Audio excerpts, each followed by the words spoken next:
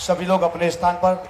जब तक मुख्यमंत्री जी मंच पर नहीं पहुंचते हैं तब तक आपकी जोरदार करतल ध्वनि उनके सम्मान में गूंजना चाहिए। लगातार ये आवाज अनवरत जारी रहना चाहिए।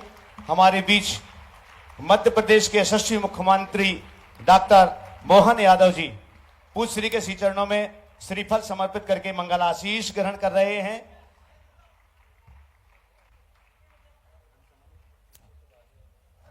हाँ, आपकी तालियां अनवरत जारी रहना चाहिए। साथ ही अनेक और गणमान्य लोग हैं हमारे बीच। रविंद्र यति जी बीजेपी जिला अध्यक्ष भोपाल से, वो भी यहां पर हैं। सभी मुनिराजों के पावन श्री चरणों में श्रीफल समर्पित करके मंगल आशीष ग्रहण कर रहे हैं। आइएगा बंधुओं, मैं अनुरोध करूंगा सम्मान की श्रृंखला के लिए ही कि मैं उनके उस सम्मान के लिए, यशस्वी व्यक्तित्व के उन सम्मान के लिए मैं आमंत्रित करूं। मैं पंचायत ट्रस्ट कमेटी की ओर से माननीय डॉक्टर मोहन यादव जी मुख्यमंत्री मध्य प्रदेश शासन, उनके सम्मान के लिए आमंत्रित कर रहा हूं।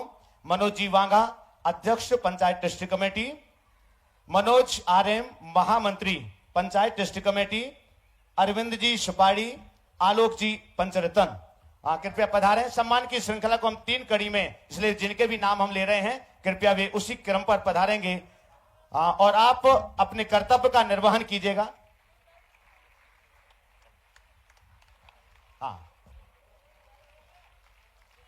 सामने से थोड़ा सा। इसके बाद सम्मान की श्रृंखला में गुणायतन परिवार की ओर से मैं आमंत्रित कर रहा हूं अनुभव जी सर्राफ, राष्ट्रीय प्रचार मंत्री गुणायतन, संदेश जी जैन, विकास जी गोधा, अजय जैन को और प्रशांत जी जैन और रवि जी मड़वैया, अरविंद जी,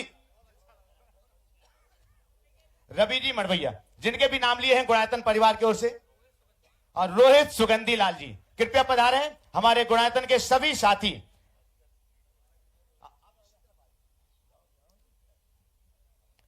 पंचायत ट्रस्ट कमेटी के बाद हमारा अनुरोध है गुणायतन से जिनके भी हमने नाम लिए हुए हैं, अनुभव जी सर्राफ, संदेश जी जैन, विकास जी गोधा, अजय जैन को, प्रशांत जी जैन, रवि मड़वैया जी,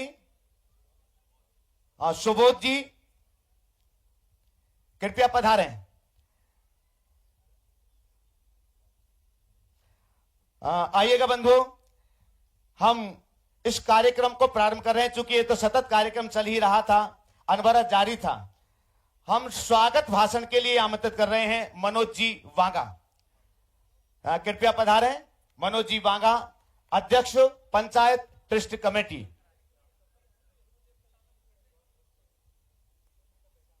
तालियां अनवरत जारी रहना चाहिए।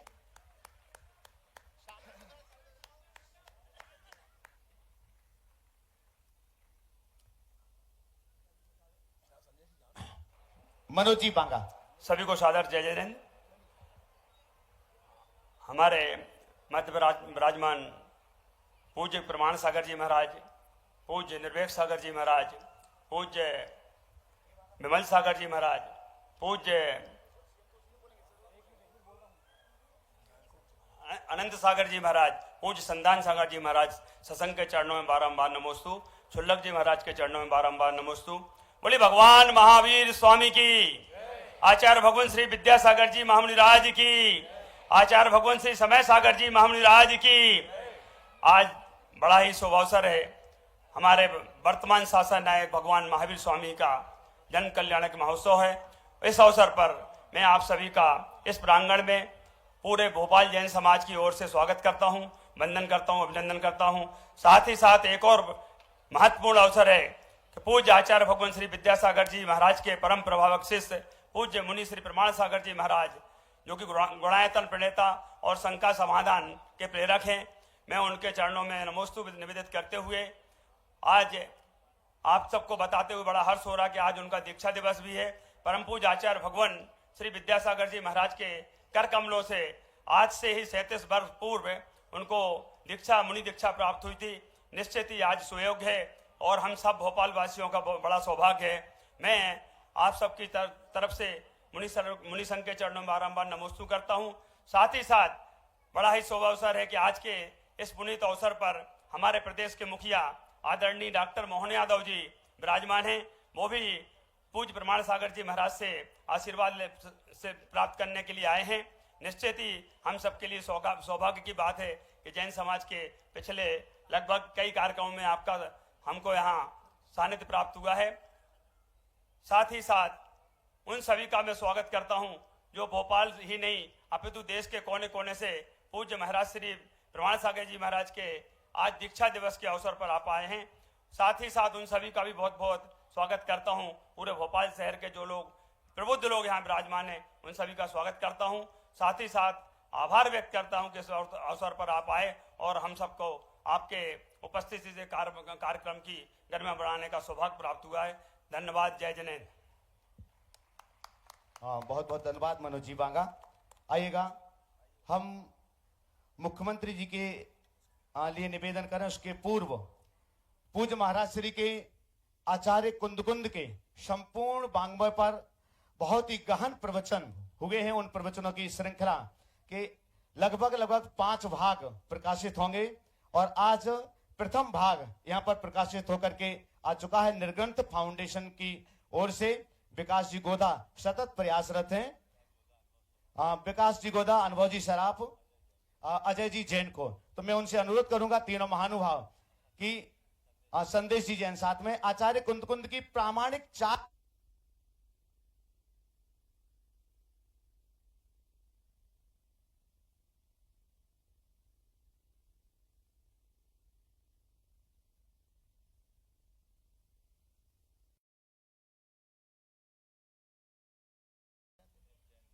दिनेश जी जैन मुंबई, कृपया वे भी पधारे। दिनेश जी जैन मुंबई साथ में आचार्य कुंद पर प्रामाणिक 4 बातें। जोरदार तालियों से विमोचन। बंधुओं, विकास जी गोदा ने बहुत मेहनत करके आज लेके आए वह पुस्तक, यानी जो है प्रामाणिक 4 बातें आचार्य कुंद।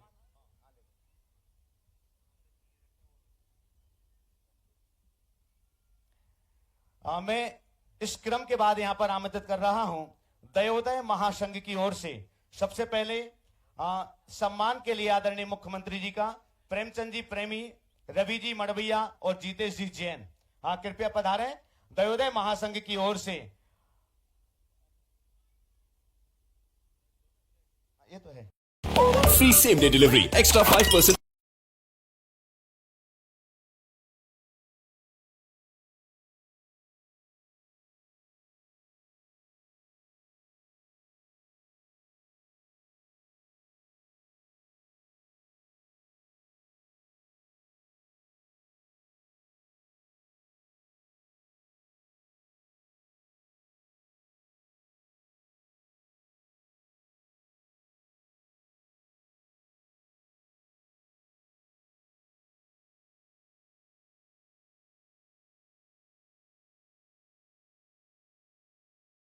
गुणायतन के द्वारा गुणायतन परिवार की ओर से ये राशि दयोदय महासंघ के लिए प्रदान की जा रही है आदरणीय मुख्यमंत्री जी के पावन कर कमलों से। और गो माता की रक्षा के लिए एक अब पुस्तक आ रहे हैं। गो माता की रक्षा के लिए एक बहुत बड़ी राशि है। गुणायतन परिवार दयोदय महासंघ के लिए 40 लाख रुपए की राशि का एक चेक माननीय मुख्यमंत्री जी के पावन कर कमलों से दयोदय महासंघ के लिए समर्पित कर रहे हैं। आपकी तालियां पर्याप्त नहीं है इस उदारता के लिए, गौ माता की रक्षा के लिए। ये बनवाया ना फिल्म आया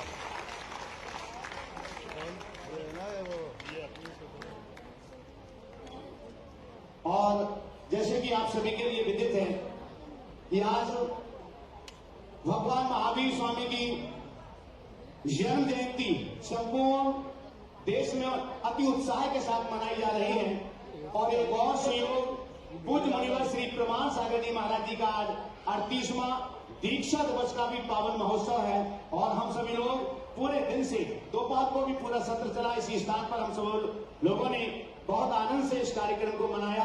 तो मैं माननीय मुख्यमंत्री जी से प्रार्थना करता हूं कि आज के दोनों प्रसंगों पर वे अपनी भावांजलि विनयांजलि हम सबके बीच प्रस्तुत करें। माननीय मुख्यमंत्री डॉक्टर मोहन यादव जी, मध्य प्रदेश शासन।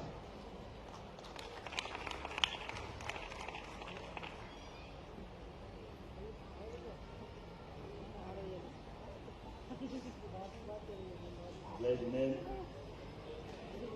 आज के महावीर जयंती के पावन प्रसंग पर मेरी अपनी ओर से परम पूज्य महाराज जी के आशीर्वाद के साथ आप सबको भी महावीर जयंती की बहुत बहुत बधाई, मंगल कामना। परम पूज्य मुनिवर प्रमाण सागर जी महाराज साहब, आपके चरणों में सादर वंदन। परम पूज्य निर्वेक सागर जी महाराज साहब, आपके चरणों में भी वंदन।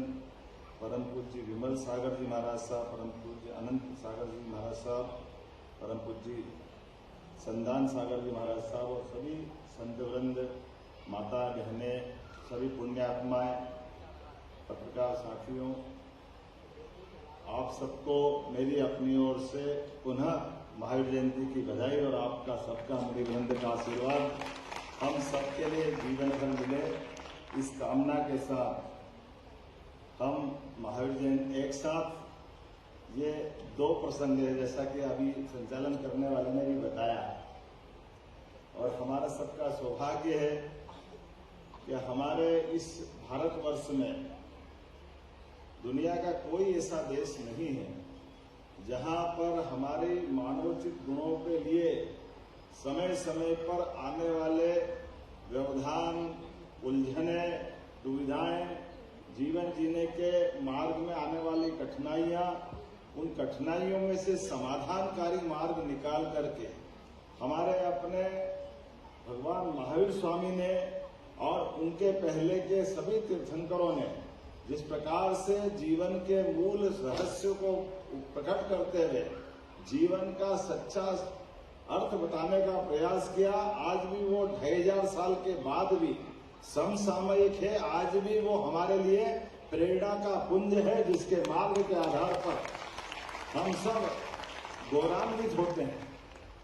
जो हमको जानते हैं, समझते हैं, वो तो इसका मर्म समझते हैं।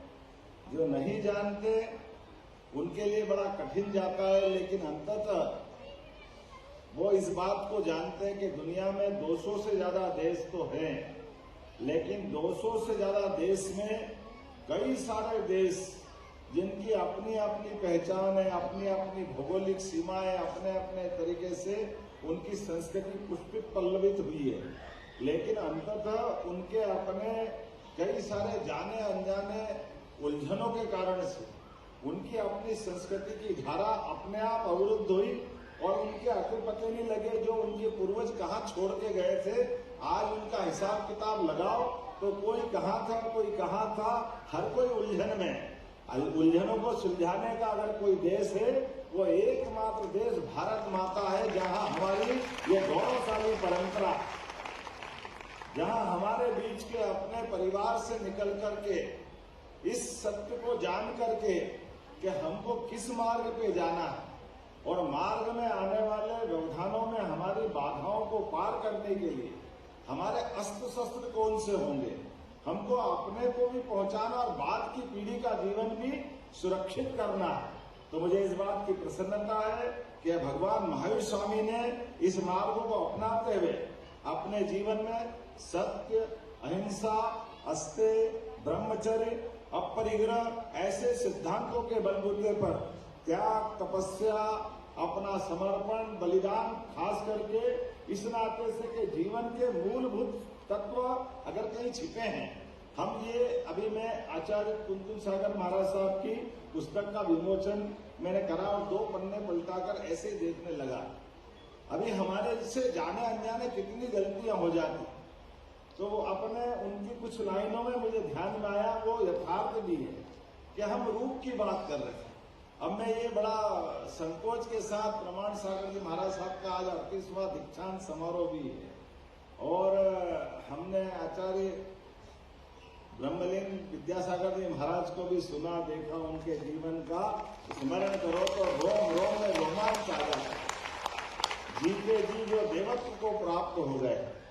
हमने भगवान महावीर स्वामी को तो केवल पढ़ा, उनको अपने इन व्यवस्थाओं के आधार पर उनका जीवन काल कितना उत्कर्ष रहा होगा, लेकिन जब विद्यासागर जी को देखते हैं तो हमको ध्यान में आ जाता कि वाकई में महावीर स्वामी भगवान का क्या उस समय का दौर रहा होगा।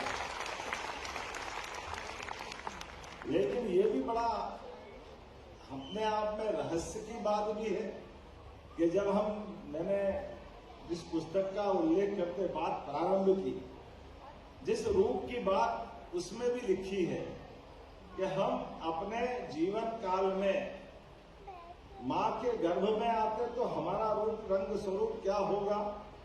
हमारा सने सने 9 माह तक माँ के पेट में पलने वाला पिंड किस रूप में बन के निकलता है। जब हमारा जन्म होता, जन्म के समय का स्वरूप क्या रहता है। जब छोटा बच्चा खेलते हुए बगैर कपड़े के दौड़ लगाता और जवानी की तरफ कदम बढ़ाने वाले रूप का तो रूप कौन सा, किस पे अहंकार पाले, किसको सही माने, चिता की उस भस्म को जो अंत में होने वाली है या माँ के गर्भ में आने वाली उस दिव्यात्मा को जिसको हमने देखा ही नहीं। हमारा अपना जीवन का कितना अलग प्रकार का प्रसंग है। हम बहुत छोटे से उदाहरण से हम अगर उसको समझने चाहेंगे कि जल से बर्फ तो बनता है, लेकिन जल से बनने वाले बर्फ में एक बार बर्फ जब बन जाता तो जल का कहीं पता नहीं चलता जल कहां गया। लेकिन जैसे ही बर्फ पिघलेगा फिर जल को खोजने की जरूरत नहीं, फिर बर्फ खोजते जाओगे, समय निकल जाएगा, पता ही नहीं चलेगा। ये जीवन की हमारी रहस्य की सरल परिभाषा के माध्यम से हम समझ सकते हैं। और जब इस मार्ग पे चलते हैं तो सच्चे अर्थों में हम जब अपने जीवन के विविध आकर्षणों की तरफ लालायित होते हैं तो हमको अपने ऐसे पुण्य श्लोक पवित्र आत्माओं के दर्शन के, उनके मार्गदर्शन की आवश्यकता होती है, जो सच्चे अर्थों में एक तरफ आकर्षण, एक तरफ विकर्षण, कर्म और अकर्म के बीच सत्कर्मों की तरफ ले जाते हैं। ये हमारे लिए आज के हमारे जो जिनका 38वां दीक्षांत समारोह है, ऐसे ही मुनि वृंद की आवश्यकता पड़ती है जो हमको सच्चे अर्थों में हमारे जीवन के उस आरोह में से सदमार्ग की तरफ ले जाते हैं, एहसास कराते हैं। इसलिए जब हम अपने कर्मों के आधार पर अपनी अपनी व्यवस्थाओं से बंद करके हम अपने इस बात पे भी अहंकार नहीं कर सकते कि परमात्मा ने हमको कुछ मौका दिया और हमने अपने घमंड से उसको पकड़ लिया। ये अगर कोई करता तो भूल होती। परमात्मा ने हमको मौका भी दिया है, तो आज जो हम मौका पा रहे हैं वो कई जन्मों के हमारे पुण्य हैं। उन पुण्य प्रारब्ध के बलबूते पर हम मानव जीवन में वर्तमान में जिस भी व्यवस्था से जुड़ रहे हैं उसमें अपना कोई अपना तरीका का रोल अदा कर पा रहा है। लेकिन इसको ही अंत नहीं मानते हुए भगवान के भगवंत के रास्ते पे जहां हमारे सोचने का अंत हो उसके आगे तो संत है। हम संस्कृति को मानने वाले, इससे बड़ा कौन सा हमारा मार्ग होता है। तो ये भगवंत से, संत और संत से हमारे बीच के इन सारी समस्याओं का अंत करने के लिए हमको इससे अच्छा कोई मौका नहीं मिल सकता है हमारी सनातन संस्कृति में। लेकिन जाने अनजाने मैं अभी जब अपने महाराज जी विलंब से आने की क्षमा भी चाहता हूँ। वैसे तो मैं कल 12 बजे के आसपास से भोपाल से निकला था, अभी तक घर नहीं पहुंचा हूँ। मुझे लगा कि घर बाद में पहुंचूंगा, पहले आपको प्रणाम कर लूं सच्चे अर्थों में। ये आनंद का क्षण है, आपका आशीर्वाद मिले। काम तो कभी खत्म नहीं होगा, काम तो चलता रहेगा। लेकिन जैसे कोई भीषण गर्मी में पसीने से लथपथ व्यक्ति कोई शीतल जल और छांव की तलाश पाता है, ऐसा इसने आपको मिल जाए, हमको मिल जाए, ये हमारा भाग्य है। तो हम तो उस प्यासे, उस पथिक की तरह आपके पास आ रहे हैं जो आपसे आशीष चाहते हैं कि सरकारी कामकाज में हमारे लिए परमात्मा की दया से ये मौका मिला है। लेकिन आपके आशीर्वाद की छाया से हम सदमार्ग की तरफ बढ़ते रहे, जनता के कल्याण की तरफ बढ़ते रहे, भगवान महावीर स्वामी के सिद्धांतों को सामरन में रख करके चलते रहे। तो चाहे मनुष्य हो या हमारी प्राणी जगत की गौमाता हो, ऐसे कई कामों को लेकर हम आगे बढ़ रहे हैं। आपका आशीर्वाद निश्चित रूप से हमको मिलेगा। आज पुनः मैं जो शुरुआत करके थोड़ी सी बात छेड़ी थी, मुझे लगा कि सब लोग महावीर जयंती की क्या दे रहे थे, शुभकामना देने दे लगी थी। तो मैंने कहा था कि हमारे ये जो त्योहार है, इन त्योहारों में शुभकामना नहीं लगती, ये मंगल कामना लगती है, मंगल तिथियां जिसके कारण से उसका आनंद हमको एहसास होता है।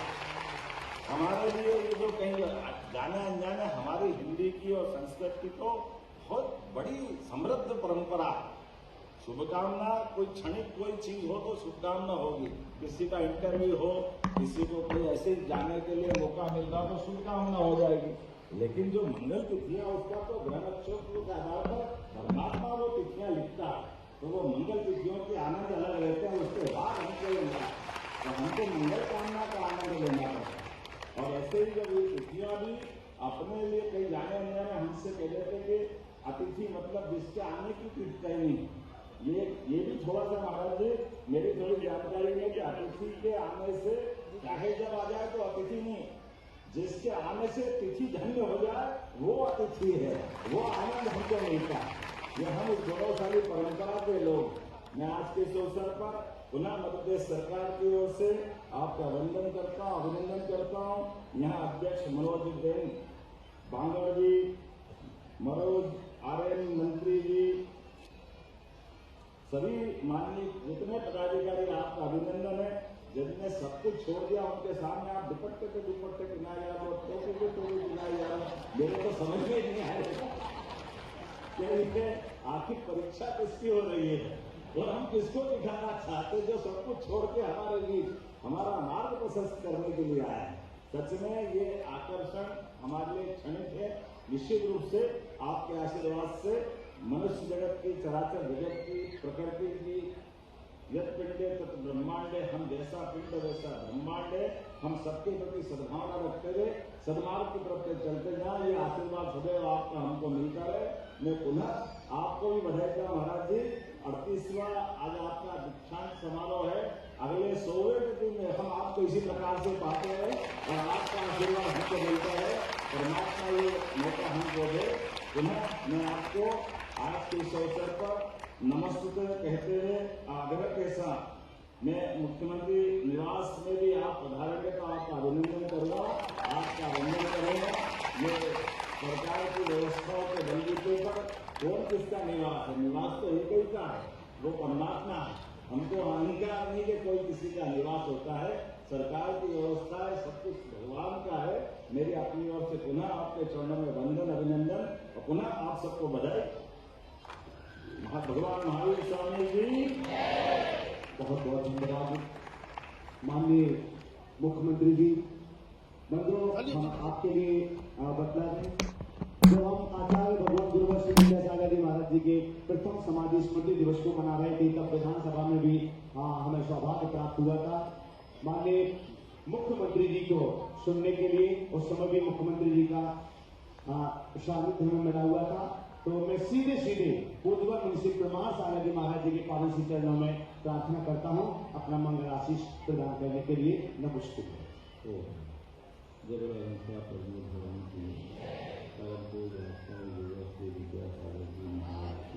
पूज्य मुनि प्रमाण सागर जी महाराज की, समस्त मुनि संघ की, अभी आप सभी माननीय मुख्यमंत्री जी को सुनते हैं, पर मैं मुख्यमंत्री जी को नहीं सुन रहा था। मुझे तो ऐसा लग रहा था डॉक्टर मोहन यादव के माध्यम से कोई शास्त्र का ज्ञाता बोल रहा है। जब ऐसे संस्कृति निष्ठ लोगों को अपने बीच पाता है तो मुझे धार्मिक प्रसन्नता होती है। और ऐसे लोगों के देखकर, जब ऐसे लोगों के हाथों में व्यवस्था को देखता हूँ तो फिर मेरी प्रसन्नता की कोई सीमा नहीं है। जैन परंपरा में प्रत्येक आराध्य रोज भगवान से इसी प्रार्थना करता है, धर्मधारी हो मेरे। आज ये देश का सौभाग्य है कि देश में और देश के लगभग सभी प्रमुख प्रदेशों में धर्मधारी नरेश विद्यमान है। मैं समझता हूं कि कलयुग में हम सबकी प्रार्थना साकार हो रही है। जिनके हाथ में सत्ता हो और सत्ता के साथ श्रद्धा हो तो संस्कृति फलती है, बढ़ती है। हमें इनकी श्रद्धा का हृदय से बहुमान करना चाहिए। आज जरूरत है अपनी संस्कृति को पुनर्प्रतिष्ठित करने की। भारत की संस्कृति बड़ी महान संस्कृति रही है। इस संस्कृति को देव संस्कृति के रूप में जाना जाता रहा, ऐसी पहचान रही। पर हमारी संस्कृति पर समय समय पर अनेक आक्रांताओं ने आघात किया, हमारी संस्कृति छिन्न भिन्न हुई। लेकिन ये हम सबके लिए गौरव का विषय है कि छिन्न भिन्न होने के उपरांत भी आज भी हमारी संस्कृति का स्वरूप सुरक्षित है। और मैं इस अर्थ में और अच्छा मानता हूं कि वर्तमान में हम ऐसे युग में या ऐसे दौर में जी रहे हैं जिस युग में हमारी संस्कृति उत्तरोत्तर पुष्ट और पल्लवित हो रही है। एक और अपसंस्कृतियों का प्रसार है, एआई का युग है, तो उसके साथ साथ आधुनिकता में आध्यात्मिकता का जो संचार हो रहा है वो देश के लिए बड़ा शुभ लक्षण है। जब हम भगवान महावीर के संदेशों को सामने रखकर चलते हैं तो हमें एक ही बात लगती है कि भगवान ने एक ही बात कही है कि तुम कुछ भी करो, सबसे पहले अपने आप को पहचानो। और जब तुम अपने आप को पहचान लोगे उसी पर तुम्हें सब अपने समान दिखने लगेंगे, क्योंकि तत्वतः जो तुम हो वही सब है, जो सब है वही तुम हो।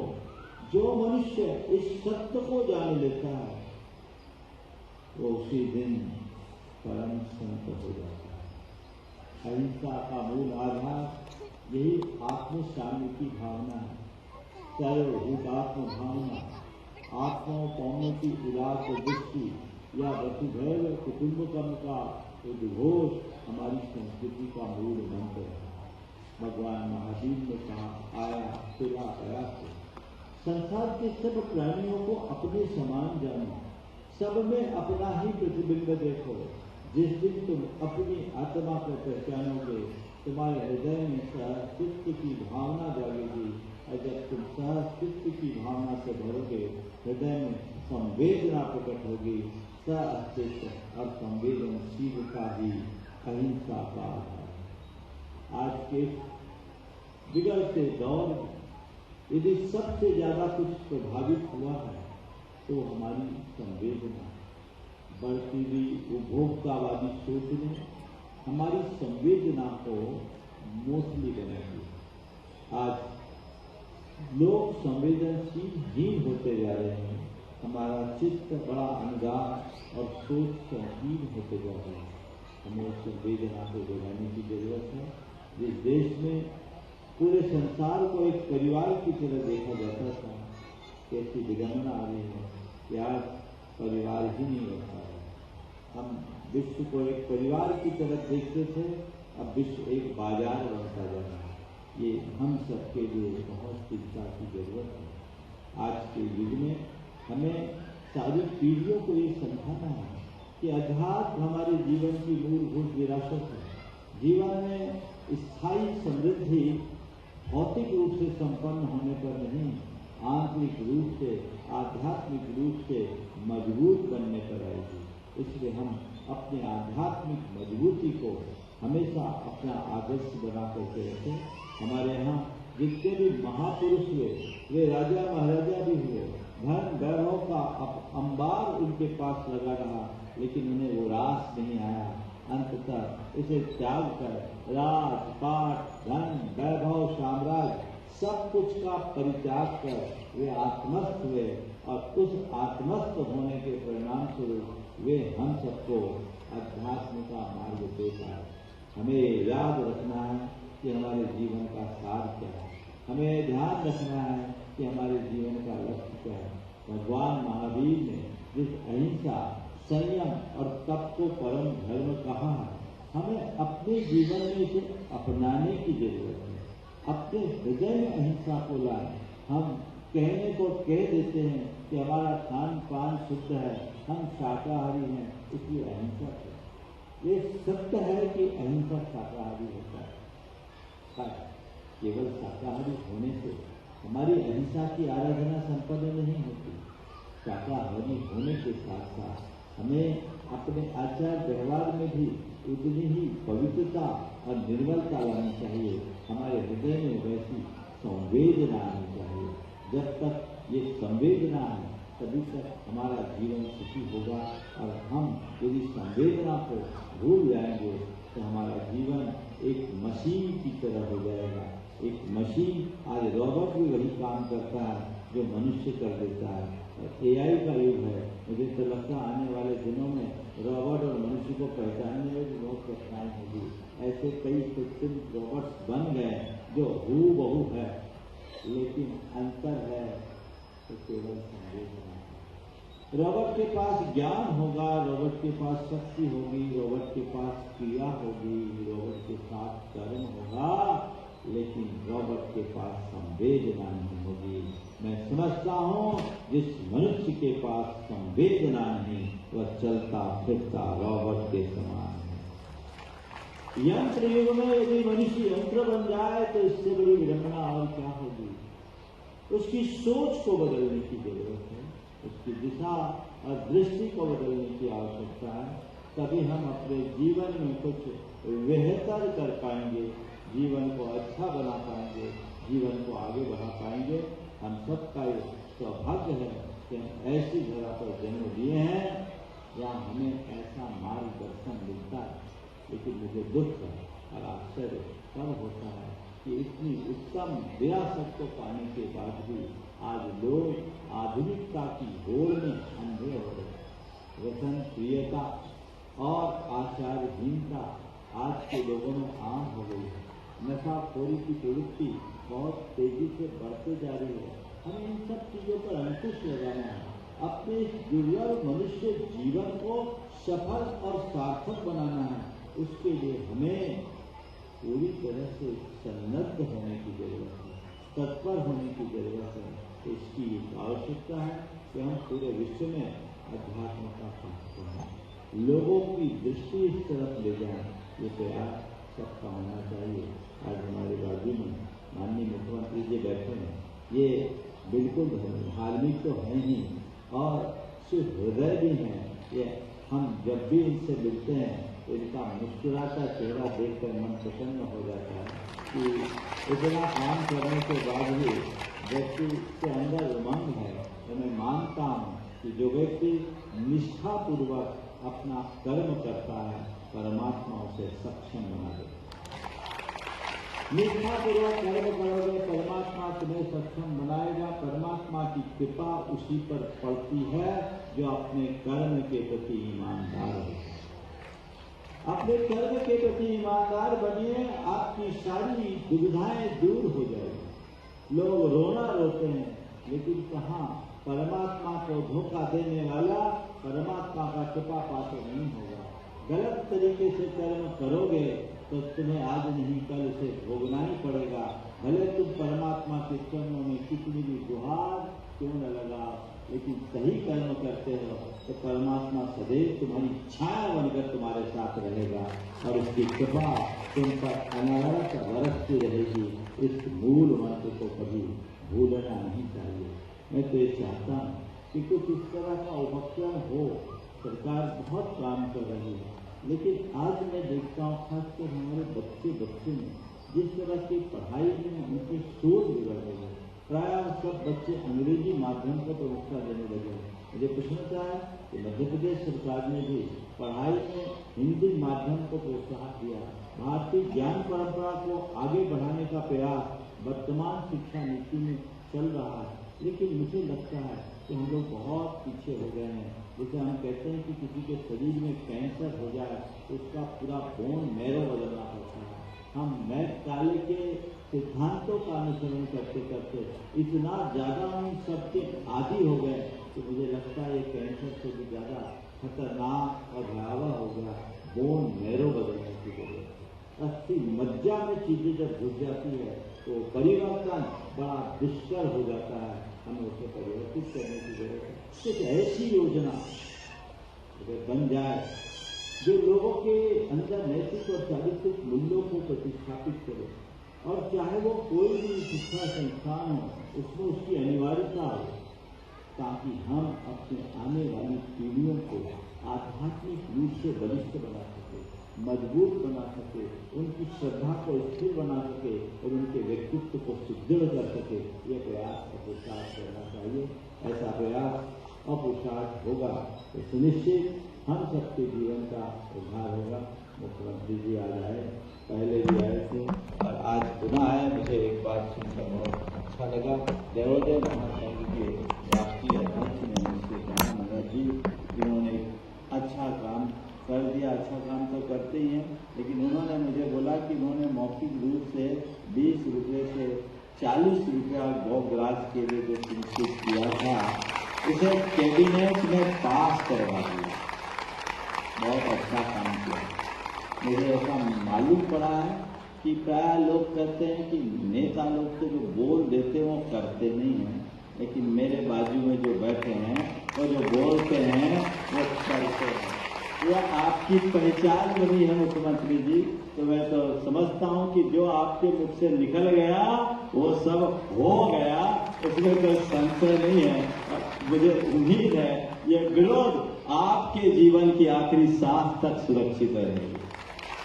जो बोला हो करो, और भगवान तुम्हें इतनी शक्ति दे, इतनी सामर्थ्य दे कि जो अंदर से निकल गया, चाहे भावना में निकल गया, कई बार ऐसा होता है, मनुष्य है, कई बार बोलना पड़ता है।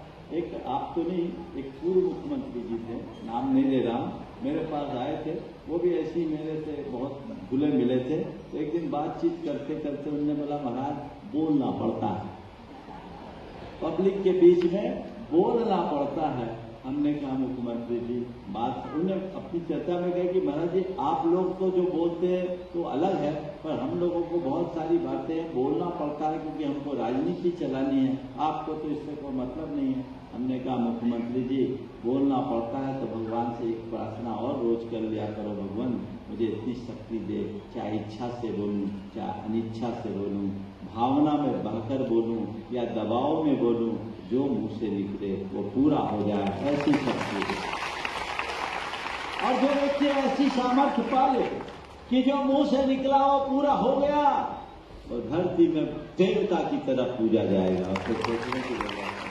तो मैं तो यही आशीर्वाद देता हूं कि आपके मुख से जो निकले वो पूरा हो और जल्दी से जल्दी पूरा हो। मैं समझ रहा हूँ मेरा इशारा वो समझ रहे होंगे, बोलने की जरूरत नहीं है, और आप लोग भी समझ गए होंगे। जोरदार पूरा देश इसकी प्रतीक्षा कर रहा है, लोगों को संदेश देने पास आ रहे हैं। महाराज श्री वो काम कब होगा, मुझे लगता है उसका भी समय आ रहा है और जल्दी ही होगा।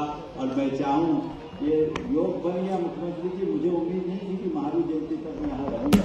मैं तो 2 मार्च के करीब निकलने की तैयारी में था और भोपाल वालों का पुण्य इतना प्रबल हो गया। यहाँ पर एक गुरुकुलम की स्थापना है, जिसमें 6वीं क्लास के बच्चों को लिया जाएगा, उनकी निःशुल्क शिक्षा की बात है। बहुत जल्दी उसकी शुरुआत होनी है। तो वो गुरुकुलम जो इन लोगों ने शुरू किया है गुणायत परिवार के द्वारा, तो वो निमित्त बन गया, तो मैं ठहर गया। और आज ये निमित्त है कि महावीर जयंती का भव्य समारोह है। बहुत जल्दी गुरुकुलम की भी शुरुआत होनी है। मैं चाहूँगा वो भी आपके ही कर कमलों से हो, इससे अच्छी बात कोई नहीं। आवतपुरी में आचार्य विद्यासागर तोवन विज्ञान संस्थान के परिसर में विद्यासागर तोवन विज्ञान संस्थान और गुणायतन इन दोनों के संयुक्त तत्वावधान में उसका कार्य संपन्न होना है। अभी मैं कुछ दिन हूँ, मैं चाहता हूँ सुरस्त शीघ्रम समाचरित की उक्ति चरितार्थ हो और जीवन को बेहतर से बेहतर बना सके। मुख्यमंत्री जी बहुत व्यस्त रहते हैं, लेकिन अपने व्यस्त समय में भी इनने समय निकाला और मैं मानता हूँ कभी कभी देर होना अच्छा होता है। आप पहले आते तो दोपहर के सत्र में आते और मुख्यमंत्री जी अभी आप आए हैं विश्व प्रसिद्ध शंका समाधान के सत्र। इस समय दुनिया भर के 15 लाख श्रोता ने आपको एक साथ सुना। शंका समाधान का ये सत्र है, बड़ा लोकप्रिय सत्र है। शंका समाधान से एक अलग पहचान है और इसमें आना मैं पहले चाह रहा था, वही हुआ।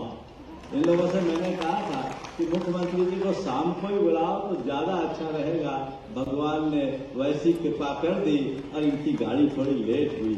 ये लोग उससे बोल रहे थे 5:30 पे आएंगे, हमने कहा 5:30 पे नहीं आ पाएंगे, उनको 6 बजे के बाद बुलाओ तो ज्यादा अच्छा है। ऑटोमेटिक वो लेट आए, जो होता है बहुत अच्छा होता है। और इनको यहाँ लाने में राहुल कोठारी की बड़ी भूमिका रही, जो बार बार आपसे संपर्क बनाए रखे। और निश्चित ये लोग तो 24/7 वाली बात होती है। हम साधु लोग अपने तरीके से तपस्या करते हैं और ये लोगों की समस्या निपटाने की तपस्या करते हैं। ये हम में और इनमें इतना अंतर है। मैं भगवान से प्रार्थना करता हूँ कि परमात्मा आपको इतना समर्थ बना दे कि कोई समस्या हो आपके पास से केवल समाधान निकले। सबकी समस्याओं का समाधान, लोगों के सामने समस्याएं रही नहीं, समस्या का अस्तित्व ही नष्ट हो जाए और सबके पास केवल समाधान समाधान समाधान हो। शंका समाधान में आने की यही सार्थकता है। बहुत बहुत आशीर्वाद। यहीं पर विराम। बोलिए अहिंसा परमो धर्म की। पूज्य निवासी प्रमाण सागर जी महाराज की हम सभी को विदित है। श्री विद्या प्रमाण